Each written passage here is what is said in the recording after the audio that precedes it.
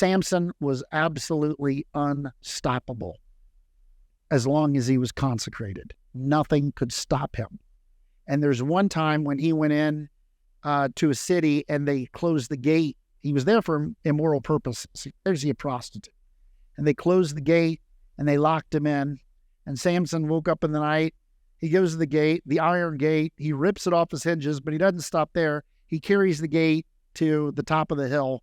And just to make a point, your gate will not prevail. And it's interesting because the same language, when Samson is told, when his parents are told that they're going to have the son, he'll be a Nazarite from his mother's womb, and he shall begin to save his people from the Philistines. And the same kind of angelic visitation comes to Mary. He shall save his people from their sins. And just like the scripture says, he shall be called. There's no Old Testament verse that says that, but there is a verse about Nazarite that Samson, he shall be a Nazarite. And it's a little bit of Hebrew wordplay. Nazareth and Nazarite are similar in the Hebrew language, just like it is in English. And it's an interesting parallel between Samson, who begins to save his people, and Yeshua, who does save his people. Yeshua means salvation. And Samson kills more in his death than he did in his life.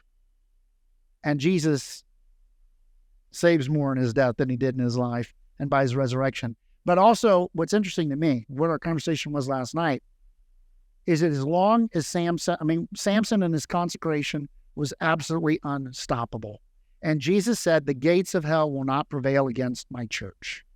The gates of hell will not prevail. They didn't prevail against Samson. They don't prevail against the church. But the church, sometimes we get to looking at the giants. We get to looking at, media and culture and the public schools, politics, and then all these different things. And we're like, well, we're just a little church. Let me tell you, we've got a big God. And I think, don't let the giants put fear in you. The church needs to hear. What we need to be concerned about is, are we walking in consecration, which is another word similar to sanctification. It's almost interchangeable with sanctification. Our power is in the fact that God has separated us from the world. And as long as we're walking in a way that pleases him, nothing can stop his people, his church. I'm not saying we won't suffer or be persecuted. I'm not saying that at all. The apostles were persecuted. What I'm saying is, Islam cannot prevail against the church. Hinduism cannot prevail against the church. Humanism cannot prevail against the church. No ism that exalts itself against the knowledge of God can prevail against the church, because we are taking thoughts captive and casting down vain imaginations. Even that language of Paul, Corinthians 10, about casting down strongholds. I wish I'd have put that passage in here, because he talks about walled cities, and Paul says, hey, the weapons of our warfare are not carnal. They're mighty through God to the pulling down of strongholds.